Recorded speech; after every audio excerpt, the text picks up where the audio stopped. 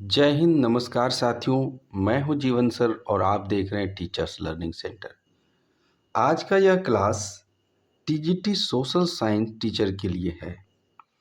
ये जो वीडियो मैं बना रहा हूं, इसका सोर्स बुक है क्लास 11th एनसीईआरटी बुक, यानी 11th का जो आर्ट्स चैप्टर है, आर्ट्स सब्जेक्ट होते हैं उसका है। तो ये वीडियो दो लोगों के लिए फ़ायदेमंद है। एक वो जो कि एसएसटी के टीचर की तैयारी कर रहे हैं, दूसरा वो जो 11th में पढ़ाई कर रहे हैं, इंटर, क्योंकि इंटर बुक से मैंने लिया है। आपके लिए भी लाभकारी है और इंटर आर्ट्स के 11 जो क्लास के छात्र हैं उनके लिए भी लाभकारी है। तो इस वीडियो में हमने आपके लिए 60 एमसीक्यू लिए हैं, वो भी व्याख्या सहित बताऊंगा मैं। शुरुआत करते हैं पहले प्रश्न से। पहला प्रश्न है, सरकारें कैसी बनती है और कैसे कार्य करती है, यह किससे स्पष्ट होता है? राजनीति से, दर्शन से, इतिहास से या भूगोल से? तो चूंकि सरकारें जो हैं वो राजनीति के क्षेत्र में आती है। राजनीति होती है, नेता चुने जाते हैं, प्रतिनिधि को चुनकर भेजे जाते हैं, तो सरकार बनती है, आप सभी जानते हैं। तो ये राजनीति से संबंधित है। बाकी ऑप्शन पर थोड़ा सा मैं चर्चा कर दूंगा। दर्शन, दर्शन उसको कहते हैं जो आज करके आप ब्लॉगर देख रहे हैं ना। मैं थोड़ा सा तुलनात्मक रूप से बताना चाहूँगा, ऐसा नहीं कि दर्शन ब्लॉगर हो गए। आपने देखा होगा कि जब मान लीजिए कहीं घूमने गए होंगे आप, तो वहाँ की जो आर्किटेक्ट देखी होगी आपने, जो कला देखी होगी, वो ऐसे नहीं हो गई। कोई ऐसे व्यक्ति होंगे जो यूनान गए होंगे, यूरोप गए होंगे, कई जगहों गए होंगे, वहाँ से उन्होंने देखा होगा, फिर उसके बारे में चर्चा की होगी, बताया होगा राजा महाराजा को, तब जाके उन्होंने इसका प्रयोग किया। जैसे कि ताजमहल बनाए तो राजस्थान के मकराना की खान से बनाए, किसी ने बताया होगा कि राजस्थान में यह खान है, वहाँ के मार्बल अच्छे हैं। जो चीज़ देख करके लिखा जाता है उसे दर्शन शास्त्र कहते हैं। तीसरा है इतिहास। तो इतिहास कालखंडों के बारे में जानकारी देता है, अतीत की महत्वपूर्ण चीज़ों को बताता है। चौथा है भूगोल। भूगोल यानी धरती गोल, जो कि धरती के बारे में आपको जानकारी देता है। सवाल नंबर दूसरा है, आधुनिक काल में सर्वप्रथम यह किसने सिद्ध किया कि स्वतंत्रता मानव मात्र का मौलिक अधिकार है? ये बात किसने कहा और कब? आधुनिक काल में कि जो स्वतंत्रता है वो मानव मात्र का मौलिक अधिकार है। रूसो ने कहा, अरस्तु ने कहा, महात्मा गांधी ने कहा या नेहरू ने कहा? तो यह कहा है रूसो ने। सवाल नंबर 3, हिंद स्वराज किसकी रचना है? जवाहरलाल नेहरू की, महात्मा गांधी की, स्वराज पॉल की या अरस्तु की? तो मैं बता दूं कि अगर आपने बिहार टेट इस बार दिया है तो उसमें यह सवाल पूछा गया था कि हिंद स्वराज किसकी रचना है। हिंद स्वराज रचना है महात्मा गांधी की। सवाल नंबर 4, अंग्रेजी में इंटरनेट का उपयोग करने वालों को क्या कहा जाता है? नेटिजन, सिटीजन, इंटरनेटी या नेटिवल? देखिए, सिटीजन तो आप सभी जानते हैं, किसी राज्य के नागरिक को सिटीजन कहा जाता है, लेकिन नेटिजन किसको कहा जाता है? नेटिजन कहा जाता है जो नेट का यूज करते हैं। आपने देखा होगा नेट खत्म हो गया या हमने रिचार्ज कराया नेट का, कहते हैं ना। तो इंग्लिश में इंटरनेट के यूज करने वाले को नेटिजन कहा जाता है। सवाल नंबर 5, स्वतंत्रता के नकारात्मक पहलू का विचारक था? ग्रीन, गांधी जी, लॉस्की या रूसो? देखिए, नकारात्मक पहलू को पहले आप समझिए। बात जो बोली जाती है उस पर निर्भर करता है इसमें। जैसे आपने सुना होगा, लड़कियों को छूट दे दोगे तो बिगड़ जाएगा, ज़्यादा पढ़ाने की ज़रूरत नहीं है, ज़्यादा आज़ादी देने की ज़रूरत नहीं है, लड़कों को दो। ये सब क्या है? नकारात्मक पहलू है। अब एक बात बताइए, अगर लड़की बिगड़ती है तो क्या लड़का नहीं बिगड़ता है? वो भी बिगड़ता है। लेकिन समाज में क्या होता है? लड़कियों के साथ पक्षपात किया जाता है। क्लियरली कहा जाता है कि शादी की उम्र हो गया, शादी करा दो, नहीं तो भाग के शादी कर लेगा, ऐसा कुछ कहा जाता है कि नहीं? क्यों? लड़के के साथ करता है ना, सिर्फ लड़की लड़की में शादी कर लेता है, लड़के के साथ ही ना करता है। तो यहाँ पर क्या है, नकारात्मक पहलू है कि आज़ादी मिलेगा तो दुरुपयोग होगा। सकारात्मक पहलू क्या है, आज़ादी मिलेगा तो आपके अभिव्यक्ति की स्वतंत्रता मिलेगी, आप तरक्की करेंगे, आपके विकास होगा, ये भी तो हो सकता है ना। तो ये बात कहने वाले हैं रूसो, यानी रूसो स्वतंत्रता के नकारात्मक पहलू का विचारक था। सवाल नंबर 6, स्वतंत्रता के सकारात्मक पहलू का विचारक कौन था, जो कि वास्तविक बात है, यही अच्छी बात है। हॉब्स, सीले, कॉल या मैकेंजी? इसका सही जवाब है मैकेंजी। मेरा गला थोड़ा बैठा हुआ है तो एडजस्ट कर लीजिए। सवाल नंबर 7, स्वतंत्रता तथा समानता परस्पर विरोधी हैं, इस विचारधारा का समर्थक किसने किया था? लॉस्की ने, CEM जोड़ ने, क्रोचे ने या पोलार्ड ने? अब आप समझिए, स्वतंत्रता और समानता परस्पर विरोधी हैं, ऐसा लगता है क्या? नहीं है। अगर आपको कुछ समानता मिलती है तो आपको कुछ साथ में स्वतंत्रता भी मिल जाती है। यानी कि अगर आपको समान दर्जा मिल जा रहा है तो इसका मतलब आपको कुछ ना कुछ छूट मिला है, आपको आज़ादी मिली है। लेकिन यहाँ पर हर कोई एक जैसी नहीं सोचते हैं, तो कुछ तो ऐसे थे जिन्होंने नेगेटिव सोचा है, कहा कि ये दोनों विरोधी हैं। तो ऐसा कहने वाले थे क्रोचे महोदय। सवाल नंबर 8, स्वतंत्रता एवं समानता एक दूसरे के पूरक हैं, हमने अभी बताया आपको किस प्रकार हैं। तो इस विचारधारा के समर्थक कौन थे? यह हैं de Tocqueville, lord Acton, Crow या लॉस्की? इसका सही जवाब है लॉस्की। सवाल नंबर 9, आर्थिक समानता के बिना राजनीतिक समानता एक भ्रम है, यह कथन किसका है? पहले मैं इसका आंसर बता देता हूँ, फिर थोड़ा सा हम इसमें चर्चा करेंगे। लॉस्की का, जोड़ का, रूसो का या क्रोचे का? तो यह कथन है प्रोफेसर जोड़ का। अब आप समझिए, हम सभी भारतीय हैं और भारत में बिना पढ़े लिखे लोगों से लेकर के पढ़े लिखे लोगों तक को चुनाव में लड़ने का अधिकार है, राजनीतिक अधिकार है। आप नेता बन सकते हैं, आप विधायक बन सकते हैं, आप MP बन सकते हैं, प्रधानमंत्री बन सकते हैं। लेकिन जरा सोचिए कि अगर आपके पास धन ही नहीं है तो क्या आप जीत पाएंगे? आज के समय में ऐसा लगता है। मैं यहाँ नेगेटिव बात नहीं कर रहा हूँ, लेकिन सोच के देखिए, एक मुखिया के चुनाव जब लड़ते हैं लोग, आपने देखा होगा कितनी रैलियाँ निकाली जाती, कितने खर्चे होते हैं। तो आर्थिक समानता तो आपकी है नहीं, अमीर गरीब समाज में हैं लोग, और ऐसे में कहते हैं कि राजनीतिक समानता हो जाए, कितना भ्रम वाला बात लगता है। और ये बात कही है प्रोफेसर जोड़ ने। सवाल नंबर 10, नागरिक स्वतंत्रता निम्नलिखित में किसे कहते हैं? रोजगार पाने की स्वतंत्रता, कानून के समक्ष समानता, चुनाव लड़ने की स्वतंत्रता, राजकीय सेवा प्राप्त करने की स्वतंत्रता? तो इसका सही जवाब है कानून के समक्ष स्वतंत्रता।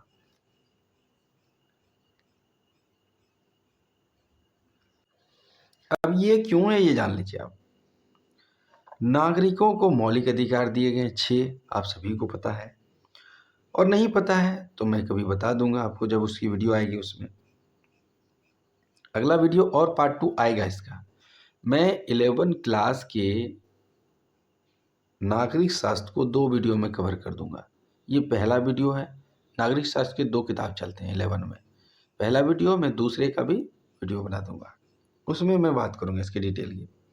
देखिए, हमें जो समानता दी गई, हमें समानता का जो अधिकार है वो कौन दिया है? वो कानून दिया है, संविधान दिया है। और कानून की नज़र में सभी लोग एक समान हैं। तो ये हमारा क्या है? नागरिक स्वतंत्रता है। रोजगार पाने की स्वतंत्रता नागरिक स्वतंत्रता नहीं है। चुनाव लड़ने की ये राजनीतिक स्वतंत्रता है। राजकीय सेवा प्राप्त करने की ये भी नागरिक स्वतंत्रता नहीं है। नागरिक में क्या गारंटी है कि आपको सरकारी नौकरी होवे करेगा? नहीं है ना। सवाल नंबर 11, लिबर्टी यानी स्वतंत्रता की व्युत्पत्ति लीबर शब्द से हुई, जो शब्द किस भाषा का है? संस्कृत भाषा का, लैटिन का, फ्रांसीसी या हिब्रू भाषा? तो यह शब्द है लैटिन भाषा का। लैटिन किसको कहते हैं? तो दक्षिण अमेरिका के देशों को लैटिन कहा जाता है। सवाल नंबर 12, स्वतंत्रता अति शासन विरोधी है, यह कथन किसका है? अति शासन विरोधी का मतलब कि यदि आपको स्वतंत्रता दी गई है तो इसका मतलब ये नहीं कि आप अति कर दें। आपने तानाशाह के बारे में सुना होगा, वो अति करते हैं। तो अगर स्वतंत्रता आपको है तो आपके पर कोई अति नहीं कर पाएगा। यह कथन कह रहा है कौन? कोल, सीले, लॉस्की या ग्रीन? तो यह कथन है सीले का। सवाल नंबर 13, यदि किसी व्यक्ति को आवागमन की स्वतंत्रता नहीं है, यानी वो कहीं जाना आना नहीं कर सकता है, तो उसमें किस प्रकार की स्वतंत्रता से वंचित किया गया? देखिए, मनुष्य बचपन से ही स्वतंत्र होता है, ये मानव अधिकार है। वो जन्म लेता है, एक जगह रुका हुआ नहीं रहता है, इधर उधर चलते रहता है। आपको बता दूं कि जीवों की उत्पत्ति यानी मानव की उत्पत्ति, जीवों को छोड़िए, मानव की उत्पत्ति अफ्रीका महादेश में हुई। लेकिन क्या हुआ, अफ्रीका महादेश में ही टिके रहे, एक जगह से दूसरी जगह गए कि नहीं गए? तो ये किस प्रकार के नागरिक हुई? नहीं, प्राकृतिक हुई ना। ये प्राकृतिक स्वतंत्रता, आर्थिक नहीं है और धार्मिक भी नहीं है। सवाल नंबर 14, समानता का सही अर्थ क्या है? प्रत्येक व्यक्ति को अपने सही विकास के लिए समान सुविधाएं प्राप्त हो और देश के कानून के समक्ष सभी समान हो, यही तो है। सभी को मजदूरी, समान मजदूरी, संपत्ति नहीं, संपत्ति का तो है ही नहीं। सभी को निवास की सुविधा नहीं है, सभी को समान शिक्षा रोजगार नहीं। तो जो पहला ऑप्शन है वही सही है। सवाल नंबर 15, नागरिक या कानूनी समानता निम्नलिखित में किसकी विशेषता है? सभी प्रजातांत्रिक सरकारों की, सभी प्रकार की सरकारों की, केवल तानाशाही की, जिन देशों में लिखित संविधान है उनकी? तो इसका सही जवाब है ऑप्शन नंबर ए। अब देखिए ए क्यों? अगर लोकतांत्रिक सरकार है, प्रजातांत्रिक सरकार है, तो कानून के समक्ष उसे बराबरी का दर्जा मिलेगा। लेकिन सभी प्रकार में तो नहीं मिलेगा, तानाशाही में तो और भी नहीं मिलेगा। और जहाँ लिखित संविधान है वहाँ कोई, लिखित तो सबका संविधान है, लेकिन क्या सभी उतना सुविधा देते हैं नागरिकों को? पाकिस्तान में है क्या उतनी सुविधा? नहीं है ना। चीन में है क्या? नहीं है। उत्तर कोरिया में है क्या? नहीं है। सवाल नंबर 16, कानून के समक्ष समानता निम्नलिखित श्रेणियों में किसके अंतर्गत आता है? राजनीतिक समानता के अंतर्गत, सामाजिक समानता के अंतर्गत, नागरिक समानता के अंतर्गत, आर्थिक समानता के अंतर्गत? तो इसका सही जवाब है नागरिक समानता। भारत का संविधान यह कहता है कि भारत के सभी नागरिक, चाहे किसी भी जाति धर्म के हो, वो कानून के समक्ष बराबर है, समान है। सवाल नंबर 17, नकारात्मक दृष्टि से समानता का क्या अर्थ है? विशेष अधिकारों का अभाव, कमजोर वर्ग के लिए विशेष अधिकारों का प्रावधान, शासक वर्ग के लिए विशेष सुविधा की व्यवस्था, या इनमें से कोई नहीं? तो इसका सही जवाब है विशेष अधिकारों का अभाव। ये जब आप नेगेटिव सोचते हैं, धारा 370 आपने सुना है, वो विशेष अधिकार था। तो जो नेगेटिव बोलने वाले कहेंगे कि जो विशेष अधिकार था जम्मू कश्मीर को, वो हटा दिया। लेकिन ऐसा हुआ क्या? यहाँ तो समानता किया गया। जब एक भारत है तो एक प्रकार कानून लागू होगा। तो लेकिन नेगेटिव वाले इसमें नेगेटिव निकालेंगे कि विशेष अधिकार क्यों खत्म कर दिया गया। सवाल नंबर 18, समानता का सकारात्मक अर्थ क्या है? समाज के सभी सदस्यों की प्राथमिक आवश्यकताओं की पूर्ति, सभी के लिए पर्याप्त अवसरों की व्यवस्था, समानता जो कानून की शक्ति द्वारा समर्थित होती है, या प्रकृति प्रदत्त समानता? इसका सही जवाब है सभी के लिए पर्याप्त अवसरों की व्यवस्था, है ना। आखिर समानता कानून के समझ क्यों दी गई? आप ये समझिए कि समानता यहाँ पर आप सोच सकते हैं जो कानून के द्वारा समर्थित हो, ये सोच रहे हैं। लेकिन ये सोचिए कि आखिर सभी को समानता क्यों दिया गया? वो चाहते थे कि जितने भी लोग हैं सबको पर्याप्त अवसर मिले, इसलिए। सवाल नंबर 19, सामाजिक समानता का क्या अर्थ है? प्रत्येक व्यक्ति अपनी क्षमता के अनुसार कार्य करे, नहीं। वर्तमान समाज व्यवस्था को बदलने का कोई प्रयत्न न हो। जाति व धर्म के अंतर कारण किसी भी व्यक्ति को हीनता के भाव से पीड़ित ना होना पड़े, ये सही बात है। यानी किसी को भी जाति धर्म के अनुसार से सताया ना जाए, उसको समान समझा जाए, तभी तो सामाजिक समानता होगी।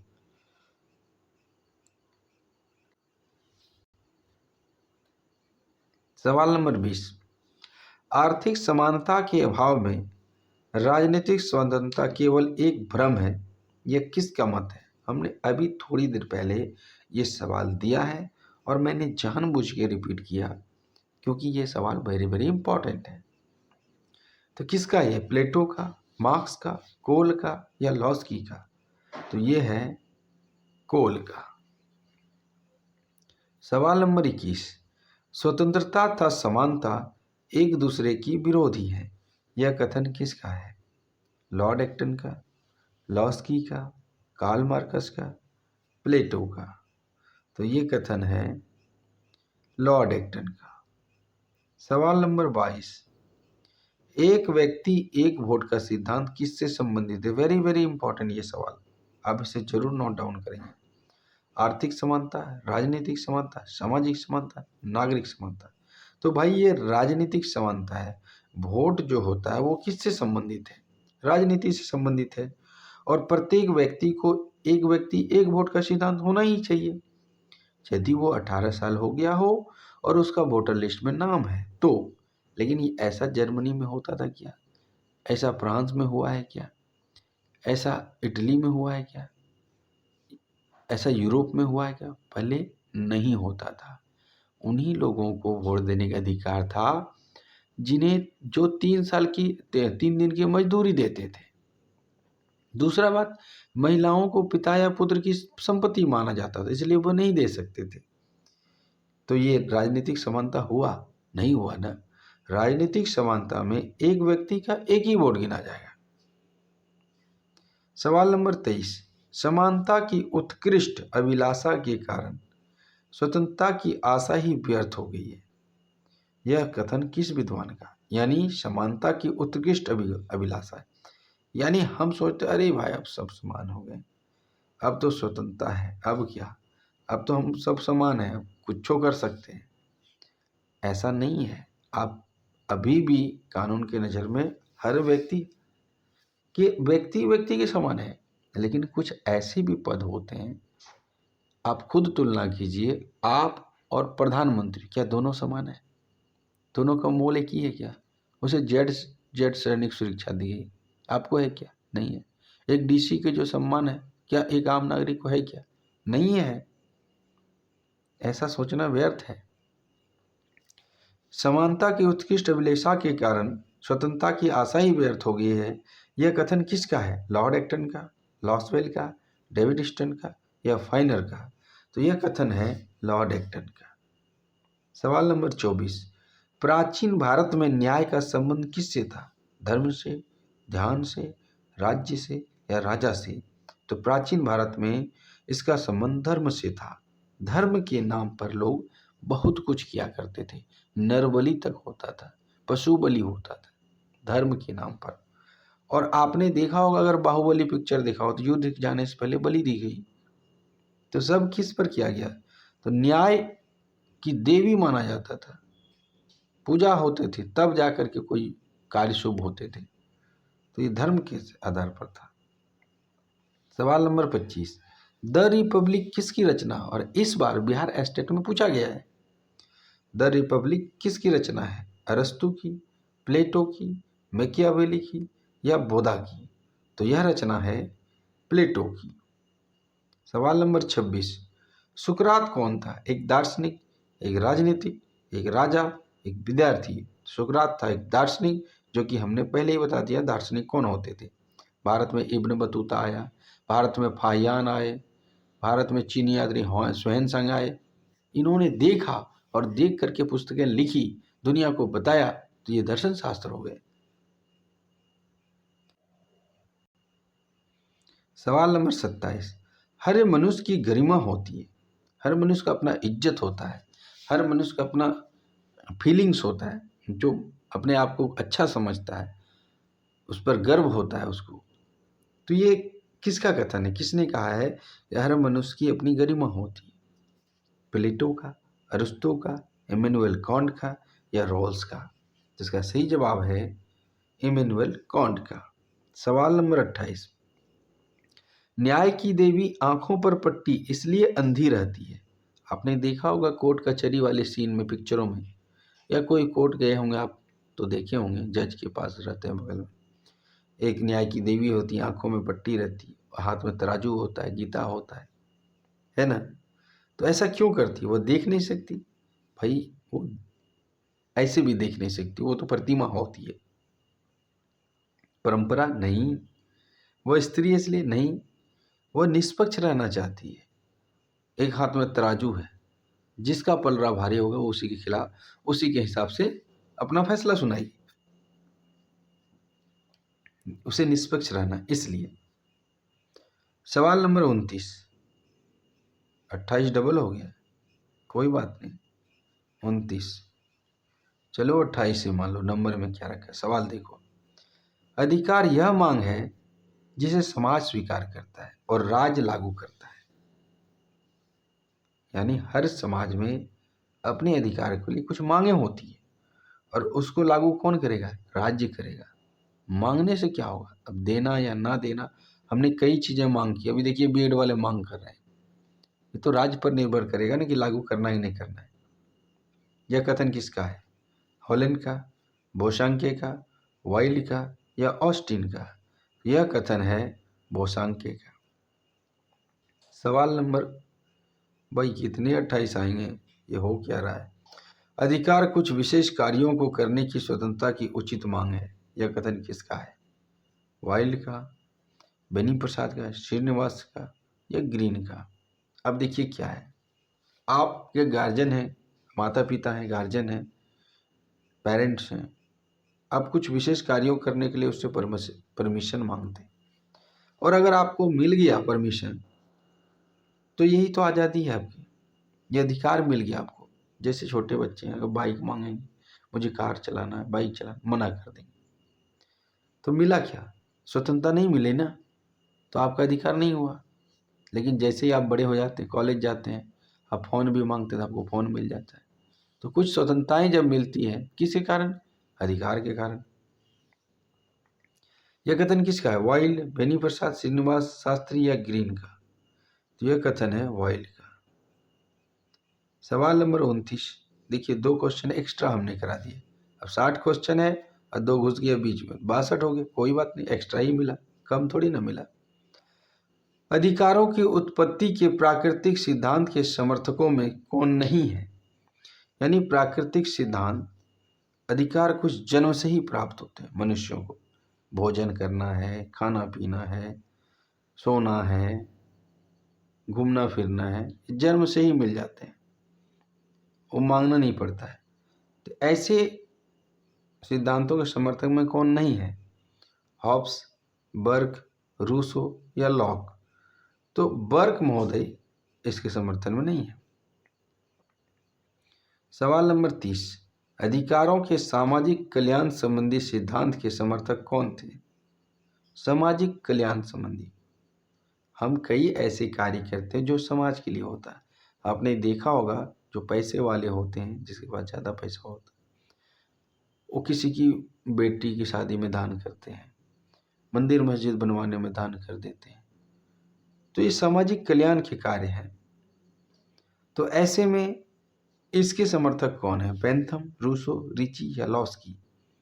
तो इनके समर्थक है बेंथम महोदय। सवाल नंबर 31, अधिकारों के वैधानिक सिद्धांत के समर्थक हैं? गिलक्राइस्ट, अरस्तु, हॉलैंड या जेफरसन? तो इसका सही जवाब है हॉलैंड।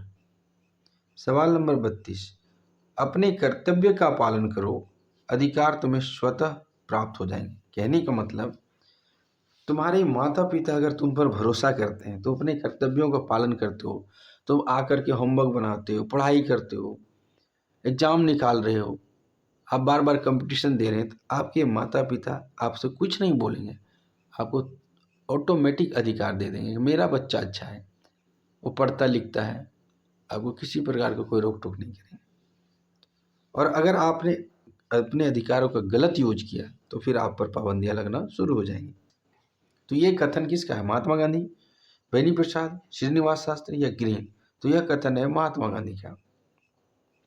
सवाल नंबर 33, लॉस्की के अधिकार संबंधी विचार उनकी किस कृति में मिलते हैं? The grammar of the politics, republic या laws? The grammar of the politics इसका सही जवाब है। सवाल नंबर 34, कर्तव्य के उचित कर्म निर्धारण का नाम ही नागरिकता है। यानी नागरिक आप तभी कहलाएंगे जब अपने कर्मों को उचित क्रम से, मतलब अपने कर्तव्यों को उचित तरीके से निभाते हैं। ये किसने कहा? AKCU को, सुकरात का, प्लेटो का या विलियम बॉयड का? तो यह कथन है विलियम बॉयड का। सवाल नंबर 35, निम्नलिखित में से नागरिक का सामाजिक अधिकार चुनिए। मताधिकार सामाजिक अधिकार नहीं है। शिक्षा का अधिकार, चुनाव लड़ने का अधिकार, न्याय प्राप्त करने का अधिकार। तो यह है शिक्षा का अधिकार। देखिए, मताधिकार तो राजनीतिक हो गया, चुनाव लड़ने का राजनीतिक हो गया, न्याय प्राप्त करने का तो ये भी राजनीतिक हो गया, लेकिन शिक्षा का अधिकार जो है वो सामाजिक अधिकार। सवाल नंबर 36, निम्न में से कौन विदेशी है? राजनीतिक अधिकार प्राप्त व्यक्ति, सैनिक, राजदूत या राज्य का सदस्य? तो जो राजदूत होते हैं वो दूसरे देशों में जाकर के रहते हैं। अगर हमारे यहाँ राजदूत का दूतावास है तो अमेरिका का कोई ना कोई आके बैठा होगा, चीन का भी कोई होगा, जापान का कोई होगा यहाँ पर दूतावास में, तो वो विदेशी व्यक्ति होता है। सवाल नंबर 37, किन देशों में संपत्ति खरीदने पर वहाँ की नागरिकता प्राप्त हो जाती है? भारत में नहीं, बांग्लादेश में नहीं, दक्षिण अमेरिका के कुछ देशों में हो सकता है, पाकिस्तान में नहीं। यह दक्षिण अमेरिका के कुछ देशों में अगर आप जमीन खरीदते हैं तो आपको नागरिकता मिल जाएगी। सवाल नंबर 38, आदर्श नागरिकता का तत्व नहीं है। यानी आदर्श नागरिक यानी एक अच्छा नागरिक, तो कुछ ऐसा शब्द होगा जो अच्छा नहीं बताएगा। कर्तव्यपरायणता, ये भी अच्छा बात, अपना कर्तव्य निभा रहे हैं। जागरूक है, ये भी अच्छा बात है। शिक्षित है, अच्छा बात है। लेकिन सांप्रदायिक है, जब जाति धर्म के नाम पर भड़काते हैं लोगों को, तो ये अच्छा नागरिक नहीं है। सवाल नंबर 39, शिक्षा जो आत्मा का भोजन है स्वस्थ नागरिकता की प्रथम सत्र है। यानी कोई एक अच्छा नागरिक तभी बन सकता है जब उसमें शिक्षा हो। अब्राहम लिंकन ने कहा, सुकरात ने, बाल गंगाधर तिलक ने या महात्मा गांधी ने? तो यह कहा महात्मा गांधी ने। और महात्मा गांधी शिक्षा के पक्षधर थे। उन्होंने ही अनौपचारिक शिक्षा की पहल की और भारत में बुनियादी शिक्षा के जनक भी माने जाते हैं। सवाल नंबर 40, आदर्श नागरिक के मार्ग में बाधा है। शिक्षा, अशिक्षा, अज्ञानता हो सकता है। अच्छा स्वास्थ्य नहीं, संयुक्त परिवार नहीं, निर्धन मित्र नहीं। अगर अशिक्षा और अज्ञानता है तो यही तो सबसे बड़ी मार्ग में बाधा है। 41 का सवाल, आदर्श नागरिक का गुण नहीं है। देखिए, नेगेटिव बोला है, तो सच्चरित्र है, आत्मसंयम है, अधिकार कर्तव्य का ज्ञान ये भी है, लेकिन उग्र राष्ट्रीयता किस प्रकार से आदर्श नागरिक का गुण हो सकता है? अब बताइए। सवाल नंबर 42, आदर्श नागरिक के मार्ग में बाधा नहीं है, तो ये अच्छी बात है। सांप्रदायिकता बाधा है, अशिक्षा बाधा है, राष्ट्र के प्रति सम्मान की भावना बाधा नहीं है, निर्धनता बाधा है। निर्धनता के बारे में बता दूं, विमुक्षिता किंग न करोति पापम, यह संस्कृत का श्लोक है। एक भूखा व्यक्ति कुछ भी कर सकता है।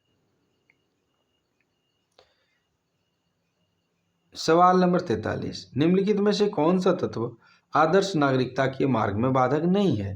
निर्धनता, अनुशासन, अशिक्षा, स्वार्थपरता। देखिए, निर्धनता बाधक है, अशिक्षा भी बाधक है, स्वार्थ अगर किसी में है, अपने आप बारे में सोचता है, वो भी बाधक है, अनुशासन बाधक नहीं है।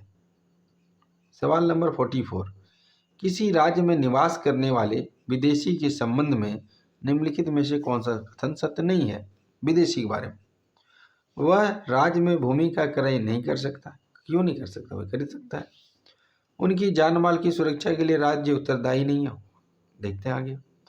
राज्य उसे अल्पकाल के निवास करने की अनुमति दे सकता है। वह अपने राज्य के प्रति निष्ठा रखता है। तो अब बताइए कि जान माल की सुरक्षा, आप विदेशी हैं तो आपकी सुरक्षा की जिम्मेदारी मेरी क्यों होगी? आप अपने देश के प्रति, आपकी सरकार की जिम्मेदारी होगी। लेकिन अगर कोई विशेष व्यक्ति है तो उसकी सुरक्षा की जानकारी, जान माल की सुरक्षा रखनी ही पड़ेगी। सवाल नंबर 45, किसी देश में विदेशी को निम्नलिखित में से कौन सा अधिकार प्राप्त नहीं होता है? राजनीतिक अधिकार, सामाजिक अधिकार, धार्मिक अधिकार, व्यापारिक अधिकार। तो इसका सही जवाब है राजनीतिक अधिकार। कोई भी विदेशी व्यक्ति है, भारत में चुनाव प्रक्रिया में भाग ले लेगा क्या? वो खड़ा हो सकता है क्या? नहीं हो सकता ना। उसे भारत का नागरिक तो होना ही चाहिए। समाज में रहेगा तो समाज में मिलजुल के रह लेगा, धर्म को भी मान सकता है, वो व्यापार भी कर सकता है, लेकिन राजनीति में भाग नहीं ले सकता है। सवाल नंबर 46, आदर्श नागरिकता के मार्ग में प्रमुख बाधा क्या है? औद्योगिकरण, शहरीकरण, साक्षरता या निर्धनता। तो आप बताइए, हमने इस तरह के सवाल आपको बताए हैं पहले भी। तो इसका सही जवाब निर्धनता, गरीबी। सवाल नंबर 47, भारत संसद में भारतीय नागरिकता अधिनियम कब पारित हुआ? 1950, 1952, 1955 या 1960?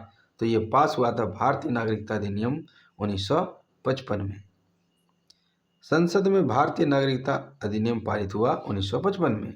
सवाल number 48, the philosophy of citizenship नामक पुस्तक के लेखक कौन है? F.G. Gould, Alfred J Saw, doctor E.M. White, doctor Ward. इसका सही जवाब है E.M. White, the philosophy of citizenship. सवाल नंबर 49, निम्नलिखित में से किसने राष्ट्रवाद की समालोचना प्रस्तुत की है? रविन्द्रनाथ टैगोर ने, महात्मा गांधी ने, जवाहरलाल नेहरू ने या बंकिम चंद्र चटर्जी ने? इसका सही जवाब है रविन्द्रनाथ टैगोर ने। सवाल नंबर 50, राष्ट्रीयता के विकास में बाधक तत्व नहीं है? अशिक्षा, धर्मनिरपेक्षता, जातिवाद, सांप्रदायिकता। ख को छोड़ के बाद बाकी बाधक है, धर्मनिरपेक्षता बाधक नहीं है। सवाल नंबर 51, राष्ट्रीयता सामूहिक भावना का एक रूप है जो विशिष्ट गहनता, समीपता तथा महत्ता के एक निश्चित देश से संबंधित होती है। यह कथन किसका है? लास्की का, गवर्नर का, जीमन का या ब्राइस का? तो यह कथन है जीमन का। सवाल नंबर 52, अंतर्राष्ट्रीयता एक ऐसी भावना है, अंतर्राष्ट्रीय मतलब विदेश वाली नीति जो आती है वो सारे देश हो जाते हैं उसमें, जिसके अनुसार व्यक्ति केवल अपने राज्य का ही सदस्य नहीं बल्कि विश्व का एक नागरिक है। यह किसका मत है? गोल्डस्मिथ का, जोसेफ इमैनुअल का, बार्कर का या सुमा का? तो यह कथन है बार्कर का। सवाल नंबर 53, अंतर्राष्ट्रीयता के मार्ग का बाधक तत्व है विश्व बंधुत्व की भावना। ये तो अच्छी बात है।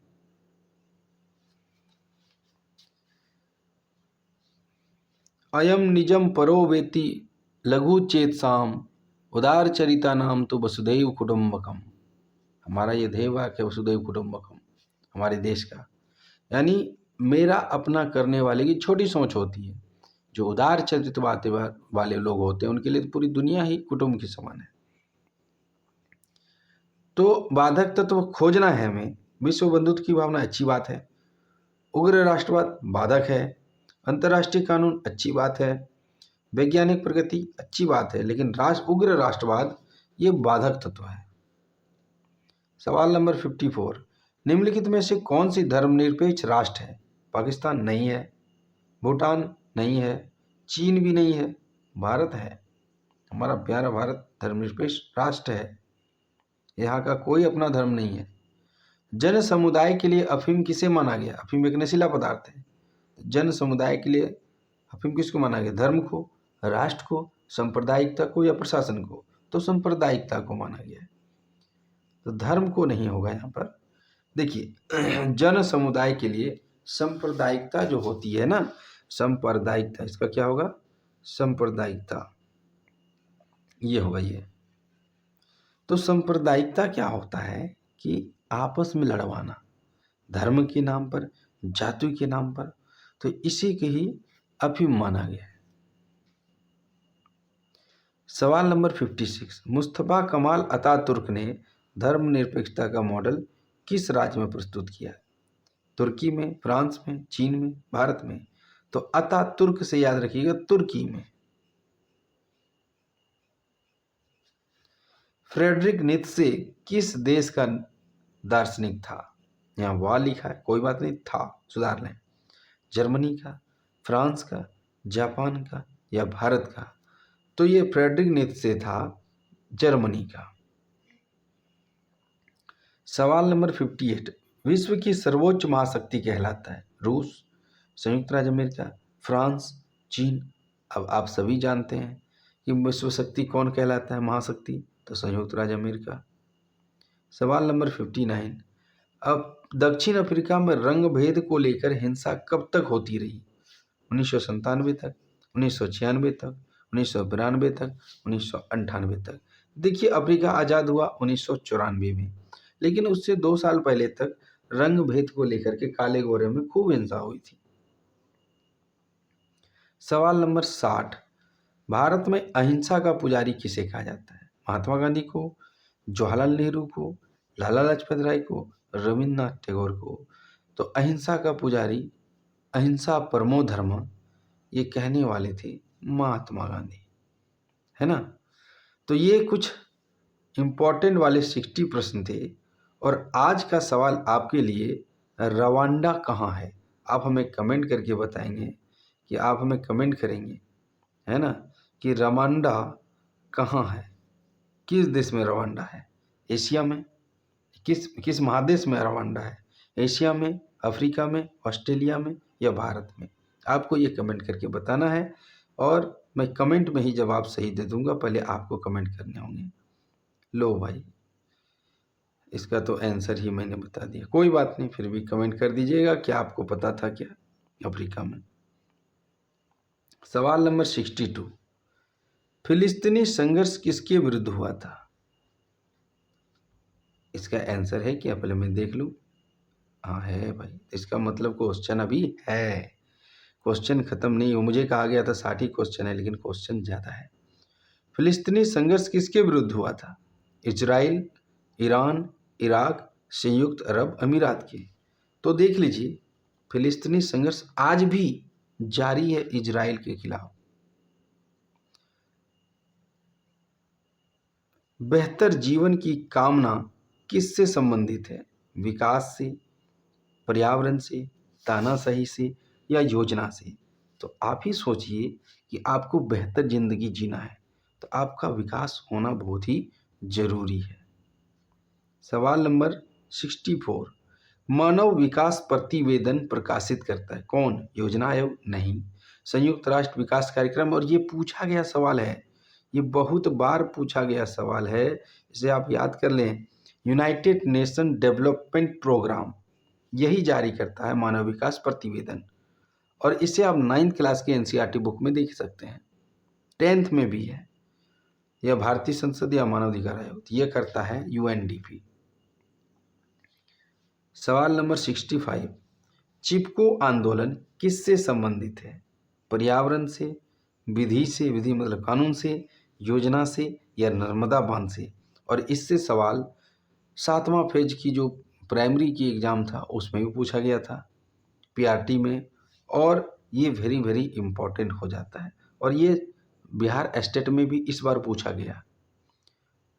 तो ये किससे संबंधित है? यह पर्यावरण से संबंधित, और इसमें 2 नाम आपको याद रखने बहुत जरूरी है, अमृता देवी बिश्नोई और सुंदरलाल बहुगुणा, जो कि उत्तराखंड के स्थानीय नेता थे। और आज का सवाल, अच्छा यहाँ है आज का सवाल, 65 सवाल थे, मुझे 60 ही बताया गया, कोई बात नहीं। ओगोनी प्रांत किस देश में है? नाइजीरिया में, दक्षिण अफ्रीका में, इजराइल में या फिलिस्तीन में?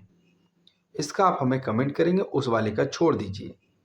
अगर आपने चैनल सब्सक्राइब कर लिया उसके लिए बहुत बहुत धन्यवाद, नहीं किया तो कर लो भाई, और बेल आइकन दबा दो। पसंद आ रही है तो एक लाइक ज़रूर करना, कमेंट करके हमें उसका आंसर ज़रूर बताएं, किसका वाला, इसका वाला। ओगोनी प्रांत किस देश में है? ओगोनी के बारे में हम थोड़ा सा बता देते हैं आपको। ओगोनी एक छोटा सा प्रांत है, लेकिन ये अपने देश से ही युद्ध कर रहा था अलग होने के लिए, स्वतंत्र होने के लिए। सांप्रदायिकता यहाँ बहुत ज़्यादा फैली थी। तो आपको बताने ये किस देश में है, ठीक है। और देखिए वीडियो आने में भले ही लेट होगा, क्योंकि कंटेंट मुझे चुनने पड़ते हैं। अच्छे कंटेंट दूंगा मैं आपकी हम टीजीटी एग्ज़ाम के लिए, तभी आपका एग्ज़ाम क्लियर हो पाएगा। और सारे के सारे क्वेश्चन मैं एनसीईआरटी से देता हूँ, एक भी क्वेश्चन मैं इधर उधर से नहीं लाता हूँ। अगर भरोसा है तो अभी भी चैनल को सब्सक्राइब कर लिए। मिलते हैं इसी तरह की वीडियो में, तब तक के लिए धन्यवाद।